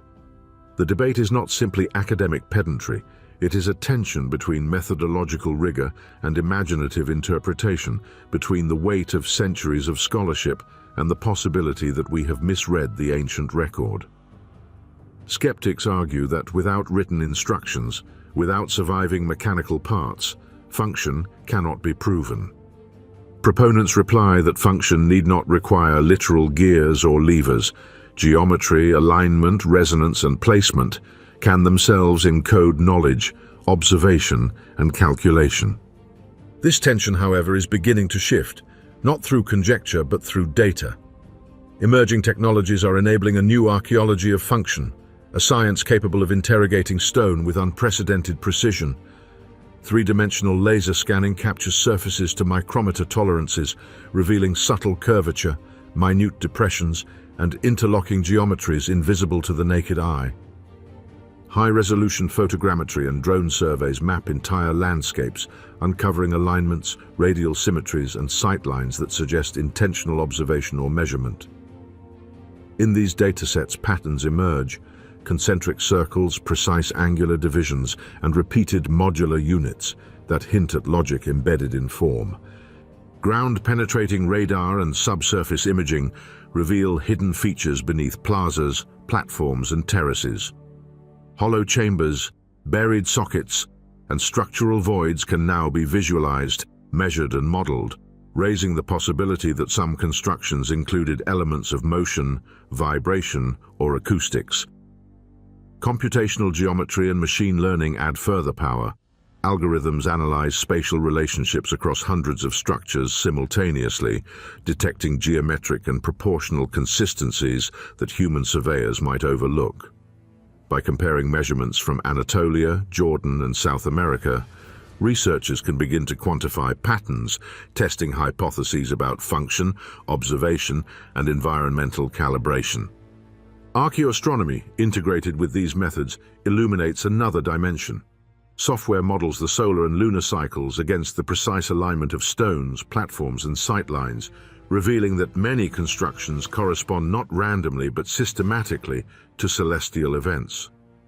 Solstices, equinoxes, lunar standstills, and rising stars appear in repeated architectural reference points across continents and millennia.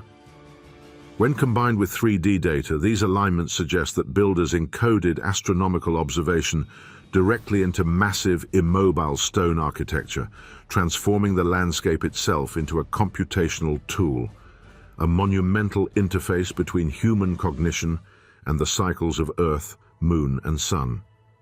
Even acoustics enters the equation. Studies of hollow sockets, concave surfaces, and pillar spacing demonstrate that vibration and resonance could be manipulated intentionally. Sound frequencies are enhanced, reflected, and focused within enclosures. Hollow chambers transmit waves across distances. When these acoustic properties are considered alongside geometry, orientation, and planetary alignment, a compelling possibility arises. Prehistoric architecture was not merely symbolic or ceremonial, but interactive, translating environmental forces into observable patterns, perception, and knowledge. The convergence of these technologies is redefining what we mean by evidence.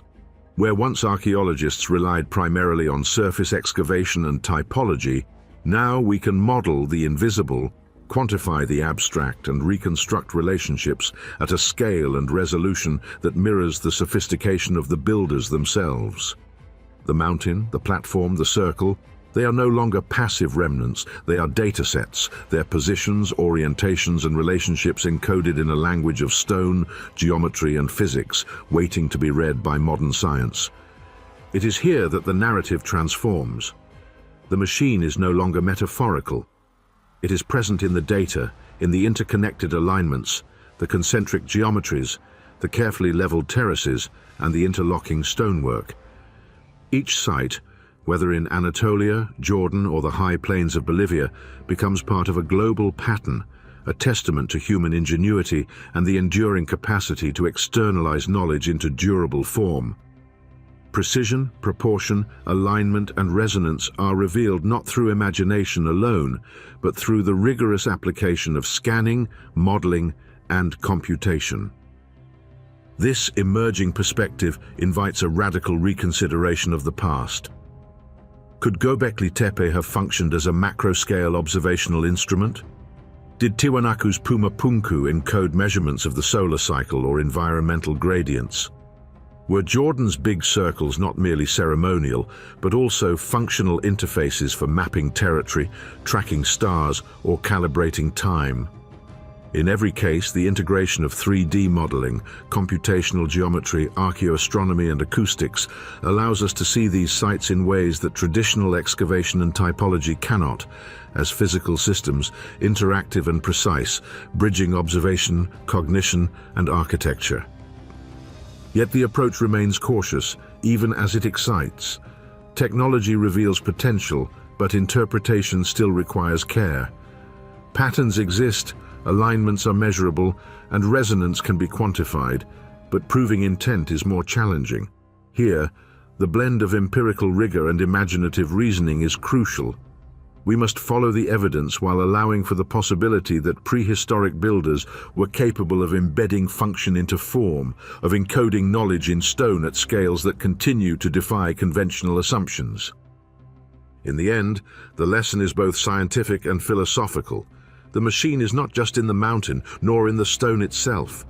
It is in the data, in the measurable precision, the interlocking geometry, the alignments with the cosmos, and the detectable resonance of materials shaped by human hands. Through careful observation, computational analysis, and interdisciplinary inquiry, the architecture of the ancient world becomes readable in ways that hint at lost knowledge, complex reasoning, and technological sophistication previously unimagined. The mountain no longer sleeps. Its logic, precision, and perhaps even its motion are now observable through science. And as we continue to map, scan, and model, one truth emerges with quiet force. What we have long considered sacred, symbolic, or inert may instead represent the earliest expressions of engineering thought, encoded not in metal or text, but in the enduring monumental language of stone. Thank you for joining us on this extraordinary journey through the universe on Frontiers of Infinity. If this glimpse into the unknown has sparked your curiosity, be sure to subscribe and join us, where we unravel the darkest mysteries of space.